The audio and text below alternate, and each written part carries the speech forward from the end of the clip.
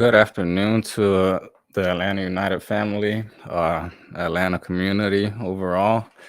Uh, we got some Hawks basketball starting back up again. We got uh, the Braves trying to close out the series today, trying to go into the World Series. We had Atlanta United play yesterday. A lot of, sports going on right now, basically in Atlanta. Here at FILA Sports Podcast, we got, all the content, related to all the sports going on, right now, everything that's coming up with, Hawks basketball. Uh, Go subscribe, you can see there our platforms, our different channels on Facebook, YouTube, uh, Instagram. I believe we're on there as well. So yeah, Tommy, here with us once again. A little disappointed with that result last night, against NYFC. It was terrible. The game was fun, right? The game was fun until about the 55th minute, and then it just started all going downhill from there. Yeah, it sucks. Everything went our way yesterday. Every team that needed to lose or draw lost and draw, and we're basically right where we were the day before, except the Red Bulls are catching up on us now, and that's really scary. We can't beat the Yeah. Red Bulls. Yeah, there's that game that's coming up and like what I believe the beginning of November against New York Red Bulls, which yeah, that's gonna be a huge game for both teams, honestly. I believe not just for Atlanta. It's Uh Wednesday game, Wednesday before second last game of the season. Yeah, basically, a draw. It wasn't the worst result, obviously, but the way that Atlanta handled, pretty much, like you said, good 60 minutes of that game. You felt like you could have gotten a better result. There was more that you could have gotten out of that game, but Bello missed it. Bello missed it. yeah, yeah, man. There was a couple of chances, yeah, like that Bello in the first half. Marcelino Moreno, he's, been in great form recently, showing off, with those dribbles and, uh, He's great. what, He yeah, he uh he really he's been our best player. He disappears for a while. There's a couple of games where he does nothing, but he put the team on his back yesterday, and just really controlled the game.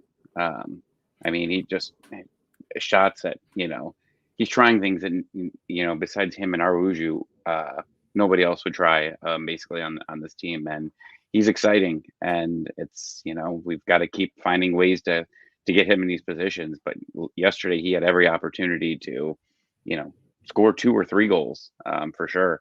There were a couple of times where he could have really just scored some bangers and just couldn't get them in. So it's frustrating, frustrating overall. But I want to say the big positive I saw, was Edu. That guy's amazing. He's playing great every time he's had an opportunity. Especially basically, since Pineda's taken over, he's just improving every time. He's getting 2 guys on him, and he comes away with the ball almost every time. He's been really fun to watch. Especially him and Sosa playing together. It's been really great to see them together. It was just such a shame that Sosa took a knock at the end of the game and had to come out, because he was the last guy that you probably wanted to come out of the game at that time. We needed closers, and we couldn't close it out. yeah. Speaking of that, yeah, hopefully it's nothing, like a, injury where, we have a game until exactly a week from yesterday, so next Wednesday. Hopefully it's nothing to, be worried about, especially heading out, heading down the end of the season. The guys that came in personally for, Joseph, he did his thing, he didn't really have many chances, to score, but Omar Sadich and Franco Ibarra, they, to me, they didn't came on, like in the same like intensity that, they needed to be, given the fact that, New York City were only a goal down. This is a team that is also just the beginning of August we're sitting in second place. Now they're sitting like out of the playoff picture if I'm not mistaken. So they had been in a goal scoring drought as well. Now when it comes to 6,000 minutes, 6,000 yeah, minutes, or like five. It's like 500 something. I think that it got up to, and of course it's Atlanta. So if there's something like some crazy stat, Atlanta's going to break that stat somehow, and yeah. it happened.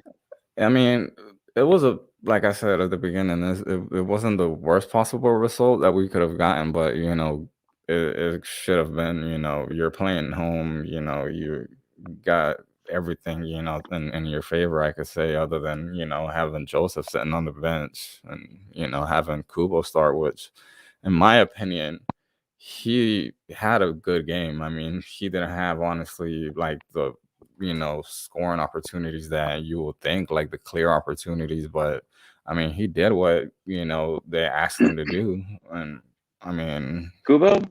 yeah, No, I mean, he didn't do anything. I mean, that's yeah. just, I mean, I mean, he obviously, like I said, I mean, he didn't really had any opportunities, which that's what you expect the forward to do, like have opportunities, but they weren't there. He didn't at least mess up, you know, horrifically to where we've seen other times, but uh definitely something. so depressing. I was gonna get a It is. I tattoo if mean, Kubo. I was gonna get a Kubo tattoo if he scored. But he I didn't. really thought he would have done that, man. I would have done Oh it. man. I put it on Twitter, and then I walked away to shower before the game, and I like saw 30 people liked it, and people were retweeting. I was like, oh god, this is not good. This is not good. But then I should have known it was Kubo, and there was a 0 and 100 chance that was going to happen. But Yeah. yeah, I mean, you're almost playing. I saw someone tweet that like basically you're playing a man down when Kubo's in, and I don't know if I disagree with that. Like it's just you don't have anyone that that people are scared of. At least if you put an Eric Lopez in there that's maybe a little bit faster. I know he's not much. He's not better. I mean, he hasn't really proven much besides like one goal I think he scored all season. But there's at least a threat. And Kubo doesn't move fast. He's really not going to take the ball away from anybody. I'd rather give that spot to somebody young that's got some speed. Conway's younger, doesn't really have much speed, but I don't know. I feel like anybody in there possibly could have had a better opportunity than Curious than why he Kubo. wasn't even on the 18. Conway, he hasn't been getting called up, I and think we he was got with the twos again. Yeah, Mark Keith Miller is saying over here. To me, it feels like Atlanta United is improving overall, game by game, with the head coach. Yeah, I mean, there's something that obviously, I mean, you would figure that you'll start building that chemistry, as games go on. In my opinion, I mean, but that's also given the fact that you don't have really a deep squad, or a deep roster to rely on. um the guys, like I said earlier, that came in, they just weren't in the right intensity, um that they should have been in. But you can't blame that really, on Pineda. He just really, that's all he has to work with. I mean, you feel like the players would have to step up and give a little bit more. But I mean, last night, personally, the changes that were made, I feel like ended up being heavy, like a heavy toll at the end. Whether it was because Sosa was injured, or Joseph coming on, but I mean, it didn't feel like it did any better, or it made the team better. Um, that Yeah, you feel like, well, I feel like, well, the mistake, it was honestly a stupid mistake. It was really a stupid mistake, that where the goal came from. Given a free kick in that area, and that, given the fact that you're only a goal down. I mean, it was pretty stupid in my opinion. I mean the chance that he had was a 1 in a million Barco shot of going in. Like that's a very hard angle, and I feel like Atlanta United, especially when they need big games, they always get that goal against them that's like 1 in a million shot. I mean, look at the Toronto game from years ago in the playoffs where just that shot just went in because somebody didn't foul him. Like I started thinking about this morning. I was like, well, if they didn't foul him, could they have had an opportunity like that? I don't know. I would have really liked to see George Campbell come in late in that game because they were obviously having trouble defending and they needed a little bit more work back there to stop it from going in. So park the bus and put it in. I was hoping this team would learn, but again, it was a different coaching staff at that time. But going for that second goal doesn't always work, and sometimes you just need to grind it out and win a game 1-0. And they were pressing hard. Definitely, I definitely think that they were pressing extremely hard. Early in the game and towards the end, and Atlanta didn't know what to do there, and the team wore themselves into the ground, especially the first half. I see free. I can never even pronounce it. Zaif. Why are you bringing Sage in for Aruju? Moreno was dead. I think Aruju was dead too. I definitely think that he was running all over the place, basically the entire game. But to your point, there, we only used 3 subs. I think there was only only 3 3. substitutions that were in there, and a lot of guys were tired. And this is a concern going forward because a guy like Moreno and Aruju, they don't leave anything on the field. If we were playing FIFA, you'd see their bars at the end of the game be nothing because they're always running. They don't have, a half effort thing out there. They're putting it all in, and both looked extremely tired. Santi You don't Sosa is want to take. another one of those too. I mean, he looks like one of. I mean, I know Felipe said something about like he's like one of those players like looks winded out, and then all of a sudden like you just see him running all over again. But I mean, like the amount of like running that he's doing as well, and like you see him like kind of take a toll, as the season goes as well. It's. I mean, hopefully, like I feel like the conditioning obviously like is a big part in this, but I really don't know like how that was worked preseason. Obviously it was a different coach and stuff like that, but personally I feel like you're a professional, you should be somewhat close to top shape, and some of the guys they just didn't look like they were last night. I mean, uh who was it that man, I don't remember. I was gonna say something, but I completely forgot like my train of thought. But he's free Philp over here saying, I also think that Joseph shouldn't have came on. He never came up for Ariel's, which isn't a good sign at all, and he looked very sluggish. We could have kept Kubo on and put in Eric. Yeah. I mean, I see what they were doing. They wanted to go for the second goal there, but the opportunities weren't there. I mean, honestly, if you want to take anybody that you've been there, I would have rather had Moreni. Moreni, you've seen in games where they've been up 1-0 and the other team's pressing, that a faster guy. I mean, too bad Jurgen Damm doesn't have talent because his speed would be very helpful in there for counters. But Joseph wasn't doing anything in the midfield. So yeah, I could see, Kubo and Joseph right now being there. If Joseph's not ready, I understand that they want him to be on the field and, feel the game and do that. But in an important game like this, I'm not sure that was exactly it. He was questionable with soreness. I keep resting him, keep working him out. And, we've got a game in another week. What's another 7 days of rehabbing him there? There were a lot of questionable things that Pineda did there in this game. And I was, it's a different coach because this kind of reminded me of the game with Nashville when they were up 2-0. They were going for that third goal, I think. And then they just, then Nashville came back and scored, 2 goals and we lost points. It's okay to defend. It's okay to not have to get that second goal. It makes it much more comfortable. And as a fan, you feel a lot better with that second goal, but you're not going to win those games, especially in playoffs. You can't afford mistakes like this. So you've got to figure out who your closers are here.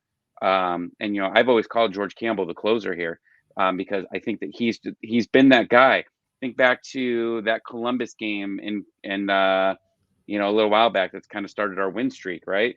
Like he came in and played in that midfield area, and was clearing the ball out. This is important, and if this is a lesson, I'm not saying this team's gonna go far in the playoffs, but if it is, this is a game where this entire coaching staff, this new coaching staff, has to learn from this and understand what they're going to do if all of a sudden they're up a goal in the 70th, 80th minute, and they've got to protect the lead, because probably that scoring chance isn't there. And if all your forwards are dead, who are you going to put in? Who are you going to, how are you going to arrange that? Now, in a perfect world, you have Barco there too. And, maybe all your guys aren't running to the ground. All these guys aren't having to give this extra effort because Barco's not there. But you got to figure out how you're going to end a game defensively. In a playoff game, this is not a playoff mentality that you have here. And I don't know if he would have played it differently if this was a playoff game, but this game was like a playoff game. I know it's an inferior team, especially of how they've been playing, but you need you can't keep losing points at the end of this game. And we've said this way too often, and we really haven't said it too much in the Pineda era. But this is something that he's definitely got to learn. And you listen to his press conference, man, he sounded it was the opposite of a birthday party and cake, right? Like he was just so sad. And it's understandable. And I think that he knows that he messed up. And I think that he knows some of these players messed up too. I don't think he tried to throw a player under the bus, but I mean, he definitely made some comments about, that dumb penalty, dumb foul at the end that, ended up getting the goal. But overall, I mean, this team has got to be smarter, and the coaching staff, they got to know the players a little bit more. Sosa coming out, yeah, it's random, but you have to prepare yourself for that. Where's Adams? I'm not a huge Mo Adams fan, but at the end of a game like this, that's very important. I like experience. Okay. Yeah, he's a And very Ibarra physical does not guy. have That's experience. definitely is going. Like you said, George Campbell. That's something that Free Philip said over here as well. That George Campbell should have been. Like you can't, like we get it. Like I personally get it. Like the culture of Atlanta United. Is to have like that. Vertical. Fast forward soccer and like high scoring and stuff like that. But like you said, it's not always like that. At times, like you really, really like have to be smart when it comes to the last minutes. But one thing personally that I see is like also the lack of experience. You know, um, Sosa and Rossetto. They come. Rossetto, if I'm not mistaken, comes from Atletico Paranaense, which it's not a big team in Brazil, but yet they play Copa Libertadores.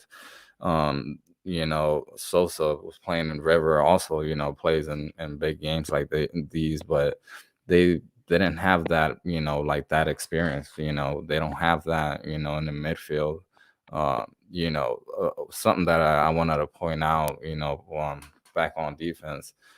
Alan Franco has been like lights out, like going like as the season goes on. Like he has been, getting to a great level at the beginning. I don't know if it was like he was just getting injured and just kept on, he just wasn't being consistent. But now I mean he's been solid, like pretty solid in the back. Yeah, Mike Conti brought it up a lot on the TV broadcast about how him and Miles had, taken the ball away like 11 or 12 times. And, we could talk about Boca out. We haven't really heard that much often because we've been winning. Yeah. But I mean, pretty brilliant of how he came in as a DP, and they bought him down immediately. Immediately is pretty. I mean, not immediately, but quick. They bought him down quick to be able to bring in Araujo. Really nice, pick up here. It took him a little while, and he made some real dumb mistakes early on in the season. But he's just great. How about Miles? He hasn't had a single yellow until yesterday. Like, I didn't know that. I didn't realize that. But I guess when people aren't doing bad things, it's good that if you're not talking about them, it's like an offensive lineman in football. If you're not talking about him, that means he's doing his job. Yeah, I mean, it's the defense has just been great. On something like that, on a free kick, you're obviously can't blame that on the defense. But our defense is just very, very solid. And in a playoff game, that's going to be very important. That back line for sure. Walks had a good game as well. Not as impressive as Franco and Robinson, but that back line, you get into the playoffs, they are going to be very important, especially if again you're up early. But my worry, Bello's been improving, I think, and he's still getting a little bit more offensive every single game. Can't complain about him. Brooks Lennon, though, I have lost faith in Brooks, 100%. I just don't see him getting the ball where it needs to be. These crosses haven't been on where they need to be. They're not getting to the guys. I'm done with comparing him to Gressel. I'm just comparing Brooks Lennon to Brooks Lennon, and I haven't been very impressed with him. I know he's, early in the season, he led the league in chances created. These chances, I mean, a couple of them, I think he's trying to get them, right in front of the net, but they're flying over. And luckily Moreno's there to pick it up and then create a chance off of that, which is fine. But I don't think that's what he's been trying to do. And I think that Brooks, this is becoming a concern to him. I was hoping when Joseph was, back, and I know Joseph's not fully back, but I'm not sure, what the future for Brooks Lennon is with this club. And I wasn't expecting of having this conversation at the end of the season, but I just don't see where what he's doing is really creating anything for us right now. So it's just something that I wanted to vent about, just about the whole back line in general. But I mean, we still have 4 games left, right? We've got Miami on Wednesday, and Toronto. I believe Miami plays either on Saturday or Sunday. I think it's Saturday. Let me check. Yes, they play on Saturday. So they're going to be on short rest. And they are playing Cincinnati. So they're playing a garbage team. So who knows, what's going to happen there. Cincinnati and was it Cincinnati and Toronto, or no, I'm sorry, Cincinnati and Chicago yesterday had a 4-3 game. That was crazy. But yeah, Miami won 3-0. So that was a big win for them. So yeah, I mean, they've got Cincinnati, so that should be a win for them. And then they've got us. So, when they get to us, let's just say that they win. I mean, again, it's not a lot. They'd be at 38 points and we'd be at 43. It's very less of a chance of them making the playoffs, but we're going to be they're going to be playing on short rest, which is going to be very important for us. You know what game So is like? it's a must win. There's a game that's like really important for Atlanta too. I mean, it doesn't involve them directly, but Orlando plays New England Revolution Sunday. So, and that's out of Orlando, and they're 3 points right ahead of us. So you would want the Revolution to get a positive result, So Yeah, Orlando's got a hard schedule. To be honest with you, I don't know if I'm too worried. I mean, they've really got to pull some out to do. I mean, they've got New England, Columbus, and then they got Nashville and then Montreal.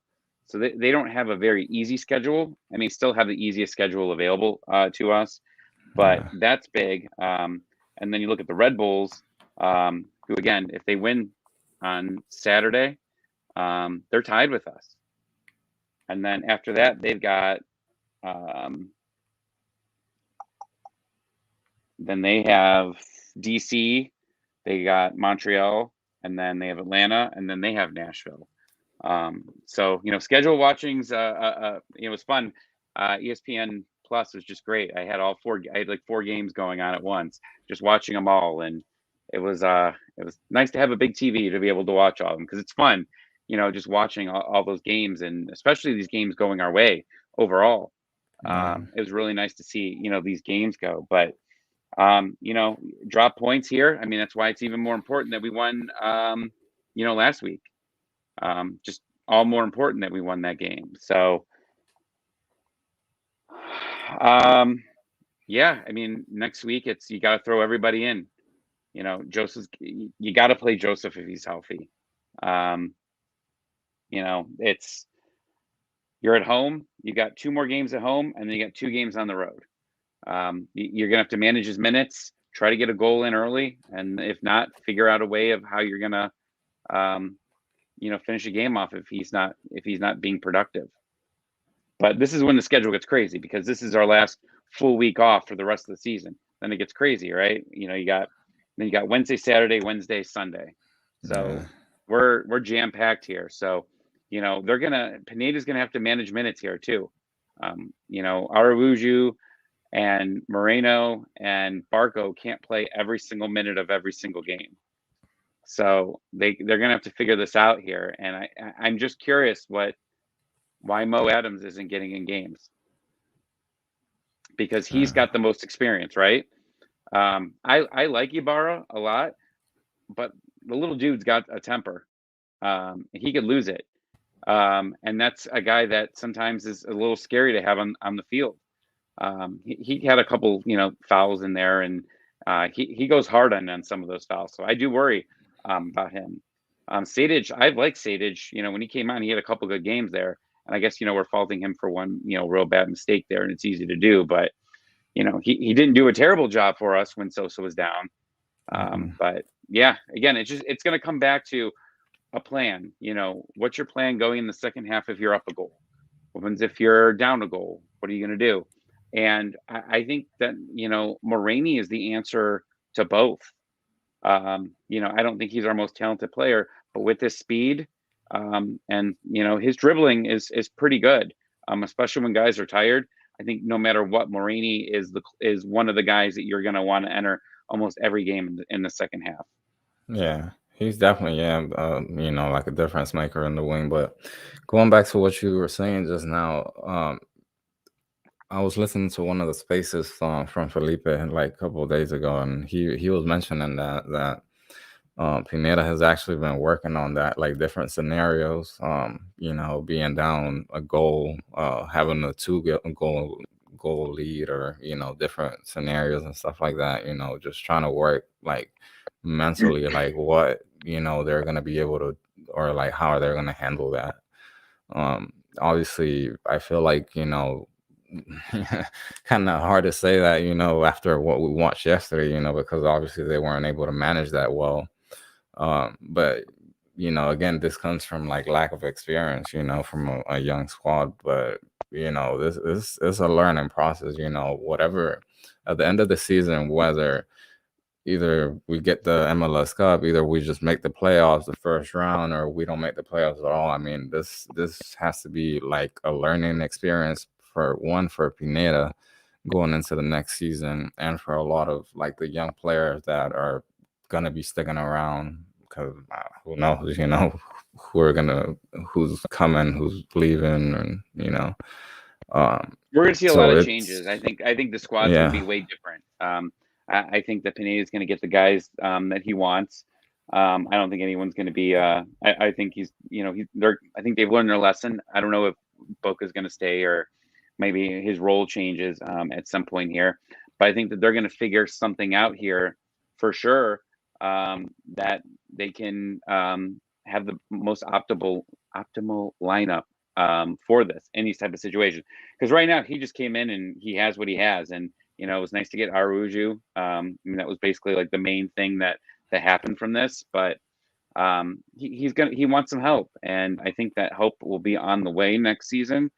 But you got an opportunity here. You got an opportunity still to make some magic, and the roster, or the salaries came out, right? I mean, he's now the highest paid Atlanta United player, and he deserves it. I mean, he doesn't look like an MLS player. He looks better than an MLS player. I think he's just above and beyond. I mean, he's taking shots. There was one shot like well outside the box that he took, and it had a chance to go in. It was just a little off, but He's going to score some bangers in the next couple years, or however he's, here with us. But, what a steal. I mean, getting him in has just been fantastic. So it's a big step for us. But, again, I mean, Hyman's making a lot of money. I don't think he's going to go anywhere. I don't think you could sell a guy that just coming off ACL surgery. But I think he'll be good in the midfield. Missing him has been huge, and I think in a Pineda offense, Hyman is going to be fantastic. Yeah. But we talk about it every week. It's kind of get tired of talking about it. But Jurgen Damm is one of those people. He's still the fourth highest player on the squad. Guzan's not going to go anywhere, and I think Guzan's come up real big for us, especially during this run. I mean, he made that huge save in Montreal that saved the game. So I don't see him going anywhere. And the only other guy that you can really look, Huzedu is, making $660,000. He's improving. I was, you asked me maybe a couple of weeks ago, I would have said, I think he needs to go too, but he's improving, which is great to see. So if he can continue his path of improving, maybe, even being with his buddy, Aruju, that might be helping him too, having, another Brazilian in the clubhouse with them. And then you have, Eric Lopez, he's still, $500,000. He hasn't played all season, played early on, but he hasn't been on the field. So, I had a conversation with some other people about him, and, these young DP spots, two of our young DPs play all the time, right? We got Sosa and who's the other one? Sosa. Franco? No. I can't believe I forgot Lopez. No, I don't think it's Franco. You caught me off guard with that one too. Yeah, I can't think of which one it is. But either way, Sosa's playing nonstop. But Lopez, is this where you want to take this money? Do you want to take him to the twos next year and have him play? It's a lot of money, but it's also a designated spot. So it's really not killing you as much if not all your young DPs are playing all the time. But we got to remember, he missed the entire year of COVID. He flew over here under the terms of, at least the rumors were, that he was going to play in other competitions because of it wasn't going to be MLS salary cap. So he didn't get to play in the US Open Cup. He didn't get to play in Champions League. He didn't get to, well, maybe he did actually play in that like late Champions League game that we had against Club America. He might have played in that. But, he's basically hasn't played for 2 years. And you don't get consistent playing time. I mean, that's what I always say about Conway. Conway, now he's with the twos and he's getting some playing time. Lopez needs the twos, and the two season's over. So I think, his chance of playing for this club for the rest of the year is gone. He just hasn't had the playing time. And, you don't play, you can't improve. 2 years of not playing a game for a young kid, that's not good for development. So I think they need to figure out whether he's going. I think he's a long-term project for sure. But he might be the guy that, if you can get him up and going, could be a guy that can help take that Joseph spot.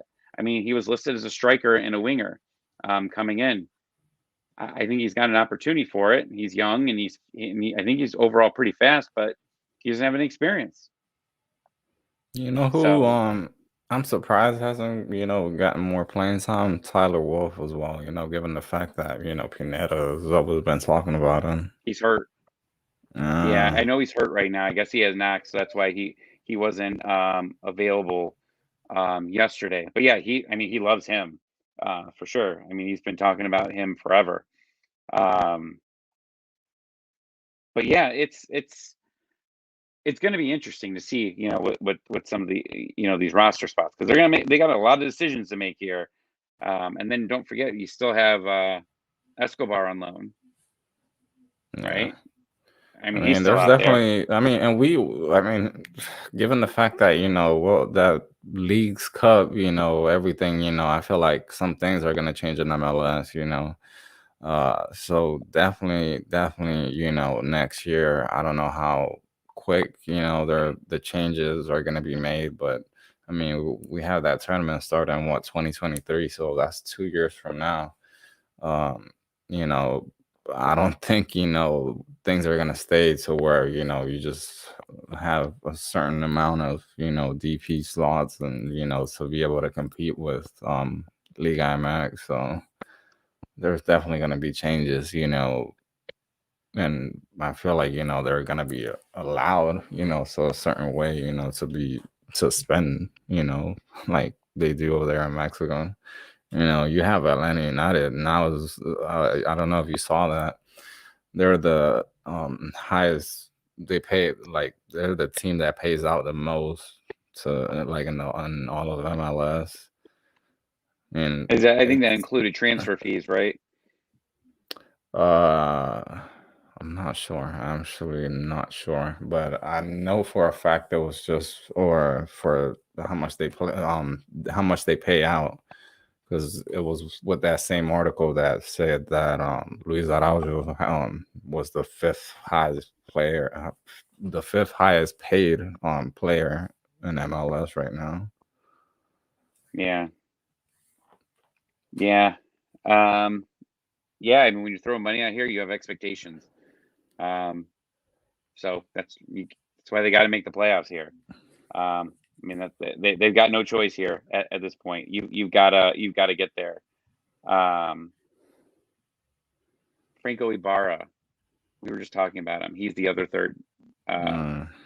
young DP. What So like you said we face Miami. What like I know Miami's a mess right now, but what do you see that game like? You see a positive result. I mean, obviously you expect a positive result, but what do you predict like out of that? You expect a blowout? You expect a close game? Like what do you think? I think they should blow them out at home again. I mean, that last game that they played with them, um, was it Matuidi? Is that the or no? Higuain. Higuain. He's so slow. I mean, he was just basically a cone out there, and everybody was going around him. Um, they dominated him last time, and I think they need to do that again. Um, they just didn't look good, So I don't know if they've improved. I didn't even see who the goal scorers were, but I mean, he didn't even sniff the net in the last game. Oh, Higuain scored I talk about him, and then he scores. They had an own goal, and then McCoon, I don't know. But Higuain ended up assisting on that one. Oh, it was the other Higuain. I mean, this is a must win for sure. I don't think Miami is a very good team at all, and I said that last time, and I'm still going to say it. They should win this game 2-3-0. You've got Barco back, who's going to be upset that he was suspended. Um, and you got 2 home games left. So the question is what's Joseph going to do? We going to start Joseph, or are we going to, put Moreno and Araujo up front? And I don't know. It should be interesting to see what we do here. You know what I see, like personally, given the fact that like there, like you said, the next game is Wednesday, and then the last home game would be that following Saturday. Saturday. I mean, I personally don't see. I see, if there's any changes that are going to be made or any rotations, I feel like that Miami game is the game to do it. Um, one, given the fact that it's Miami. Two, you would want to close out, at home, with a positive result. Well, both games technically you have to get the 3 points, but like if you give me personally, to choose, who like which team to rotate, the squad against, out of Toronto or Miami, I'll go against Miami and rotate, against them. Um, that's what personally I feel like, is gonna end up happening. We might see some changes in the lineup, against that, that Inter Miami team. Well, then you got Mm, Toronto, who's going to be very chippy. That's going to be a very chippy game. But I personally think out of these next two, you need 6. You need 6 points out of your last 2 home games. Absolutely. These two teams are not good, and you're then going on the road against Red Bulls where you've never won a game ever. So you've got to get 6 points here. I think they're going to get 6 points in Cincinnati. I got my tickets, so I'm going. But that's why he's trying to what? That's why you really hope that they get that win. No, I mean, obviously, I want them to get that win too. But yeah, when you go see a game, it's like you definitely want to go ahead and get that win. Yeah, I'm very stressed out about. You don't want to be stressed out on decision day. Watching other teams. But that's decision day, so who knows what we're gonna have. But you know, you get those two, you get the hopefully guaranteed 3 against Cincinnati. That's 9 points right there. And then you've got the Red Bulls, and they don't have an easy schedule either. But the Red Bulls have been trending up a little bit, so and Atlanta United can't win there, so it should be interesting. And we're heading towards shitty weather, so who knows what the weather's going to be like in New York. Here in Ohio, it's crappy. I almost died of a tornado an hour ago, so it's not good out here. They're going to start heading towards bad weather. And what's bad weather mean? Bad weather means crappy fields. A fast team like Atlanta United that's got a lot of fast guys like Barco and Aruju and Moreno that can move. He's not that fast, but they can move fast and move the ball. It's not going to be as easy. So those games might not be as easy as we think because you're going to be playing in bad weather, which leads me to the addition. We need to get the highest spot available because you don't want to go into Nashville and play in that crappy field. That field's always wrecked, right? I mean, the Titans just absolutely destroy that field, and they don't even try to remove the football lines on there. Like they don't even attempt it. It's just looks like a full on field. So embarrassing, that city. But yeah, I don't know. Everything's in my head right now of how we could finish the season. There's so many ways I could see it. I could see the disappointment version, and then I could see the balls to the wall. We finish with 4 wins. We're hosting a playoff game, and we sneak into the conference finals and beat New England.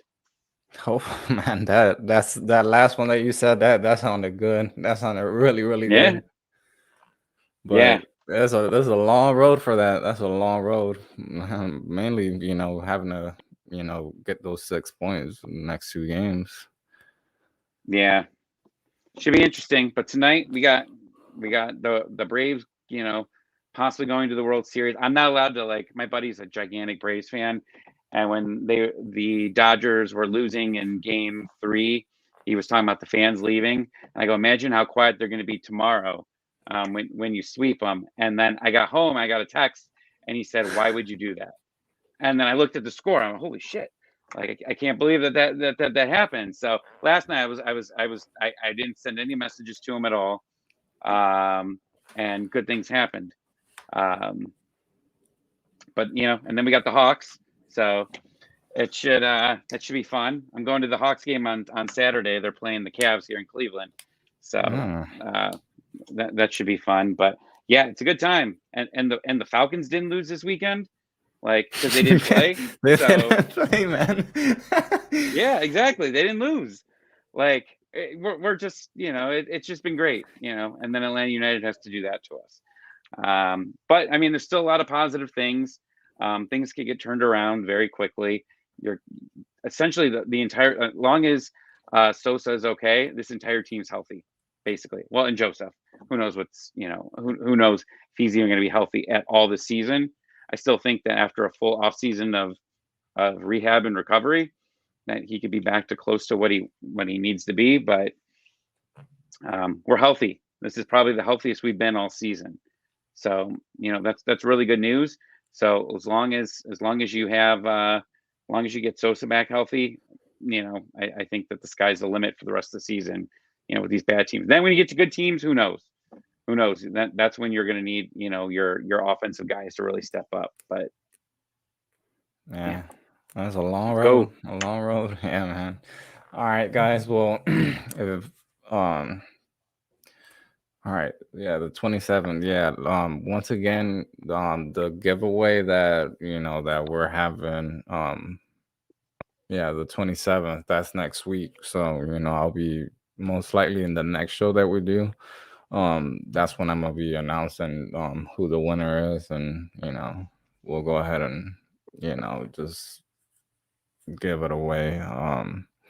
Don't forget, follow us, subscribe to our, YouTube channel, go like us on Facebook, go check us out on social media.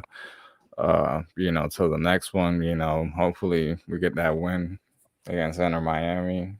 It's not, we hope that, they have to. It's really a do or die situation up at this point.